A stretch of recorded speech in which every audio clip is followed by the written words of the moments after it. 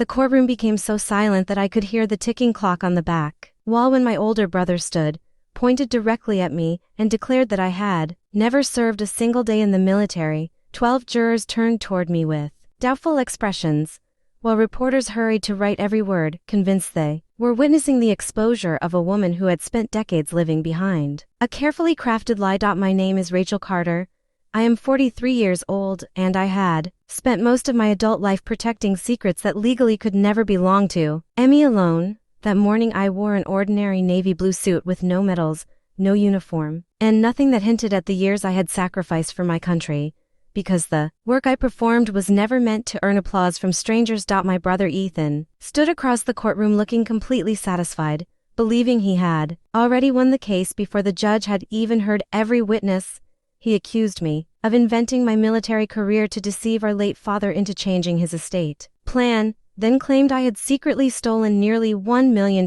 from a family trust. Only days before our father passed away, I remained completely calm because I had learned long ago that the strongest response is sometimes silence, especially when someone is confidently building their future on a foundation of lies. My attorney, Margaret Collins, quietly placed a reassuring hand on the folder resting before me and whispered that every false statement Ethan made under oath would eventually become another piece of evidence that could never be erased. As I watched my brother smile proudly at the jury, I realized he had mistaken my silence for fear, never imagining that the truth had been protected long before either of us entered that courtroom.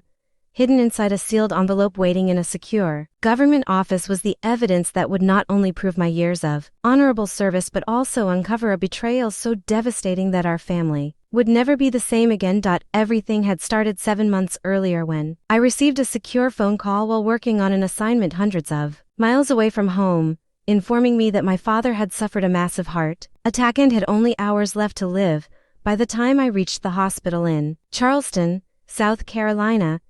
he had already taken his final breath, and the first person waiting for me outside his room was Ethan, who greeted me with suspicion instead of sympathy. He glanced at his expensive watch before saying that I had arrived just in time for the reading of the estate documents, almost as if my father had planned his death around my schedule. His cold smile revealed something that had nothing to do with grief, and during the drive to our childhood home I realized he was far more interested in what our father had left behind than in honoring the man we had both lost. A week later our father's attorney gathered the family inside his office and carefully explained that the estate would be divided equally, except for one unusual condition written personally by our father before his health declined. The document stated that I would inherit the family ranch and a substantial portion of the trust only after official confirmation of a special service record that my father believed should remain protected until it became absolutely necessary. Ethan burst into laughter the moment those words were read aloud,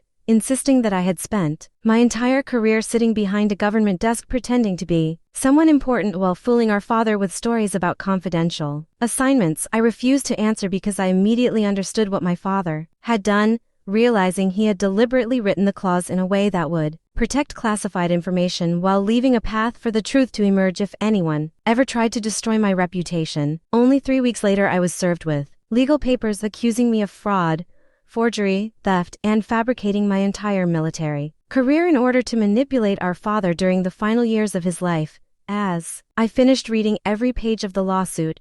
I looked at Margaret and quietly told her that this case had never really been about money, because my brother wanted something far more valuable than an inheritance.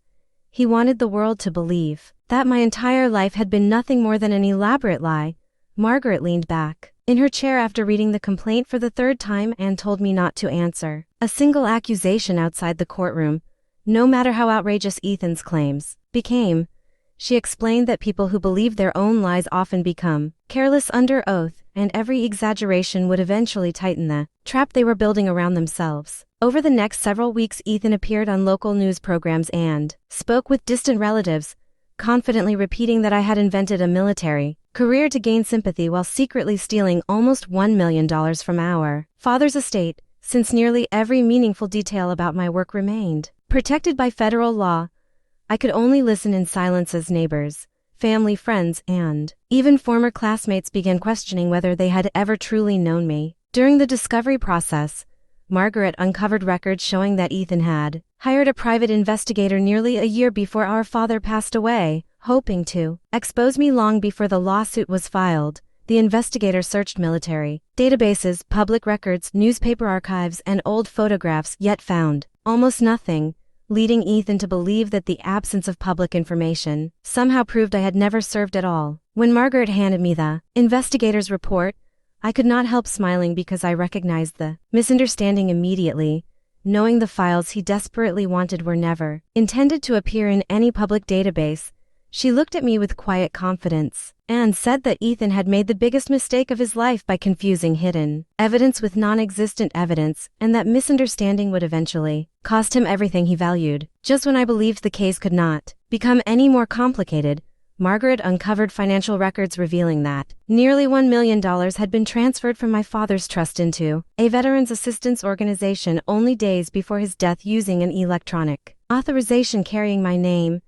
I knew with complete certainty that I had never approved the transfer, and as we examined the digital records together, we discovered the first clue suggesting someone had carefully forged my identity, opening the door to a conspiracy far larger than either of us had imagined. Margaret immediately hired a respected digital forensics specialist who traced the electronic authorization back to a computer that had once belonged to my father, but the account used to approve the transfer had not been mine. The login credentials belonged to an administrative profile Ethan had created years earlier while helping our father manage medical appointments, giving him access he had quietly kept long after he claimed he no longer needed it. The deeper we investigated, the more disturbing the financial trail became, because the money had briefly entered the veterans organization before a refund request containing forged documents redirected the funds into 3 private companies connected to Ethan. He believed the transactions were too complicated for anyone to untangle, but every transfer had been recorded with exact timestamps and verification logs that painted a clear picture of deliberate fraud. While searching through boxes of my father's personal papers,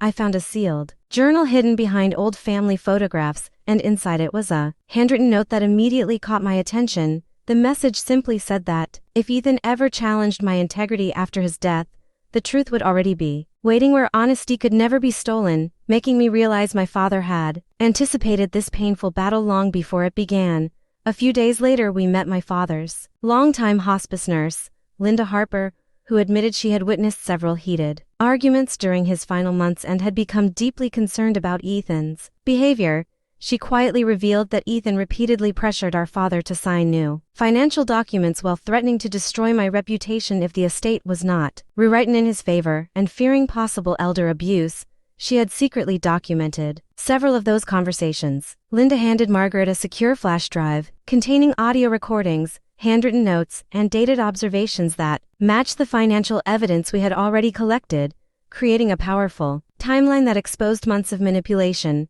As I listened to my father's exhausted voice defending my honor despite his failing health, I realized he had already fought for me before he died, and somewhere inside the Pentagon was one final piece of evidence that would expose every lie Ethan had told. The court trial resumed the following Monday, and Ethan entered the courtroom with the confidence of a man who believed the verdict already belonged to him, smiling at reporters while his attorneys prepared one final attack against my credibility. When the judge called my case, Margaret calmly stood, walked to the bench, and presented a sealed envelope that had arrived only hours earlier through a secure federal courier bearing the official seal of the Department of Defense. The judge carefully opened the envelope, silently reviewed several classified authorization pages, then adjusted his glasses before looking directly at Ethan, with an expression that had completely changed from the beginning of the trial. Without revealing any protected information, the judge confirmed that the documents officially verified my military service,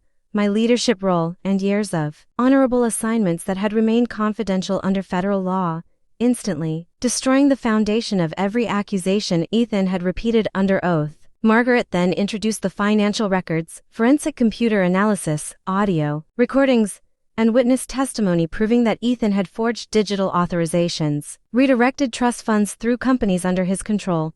and repeatedly pressured our father while he was seriously ill. The courtroom fell completely silent as each document confirmed the next, and by the time the evidence presentation ended, the jurors were no longer questioning my integrity because they were staring at the man who had spent months trying to bury the truth beneath his own deception. The judge ruled in my favor, dismissed every false claim against me, restored my rightful inheritance, and ordered that the evidence of financial fraud and perjury be forwarded to federal investigators for possible criminal prosecution against Ethan. As I stepped outside the courthouse, into the warm afternoon sunlight, I realized my father had given me something far greater than property or money because he had protected my honor, trusted the truth to reveal itself at the right moment, and reminded me that genuine integrity will always outlast even the most carefully planned betrayal. I drove away without looking back, carrying peace instead of anger because justice had finally spoken louder than lies, and I knew my father's legacy would forever be remembered through truth, courage, and honor rather than greed and deception. Please subscribe to our channel and share this video with your friends and family. We create entertaining and inspiring stories for our viewers, and your support helps us continue making great content for you.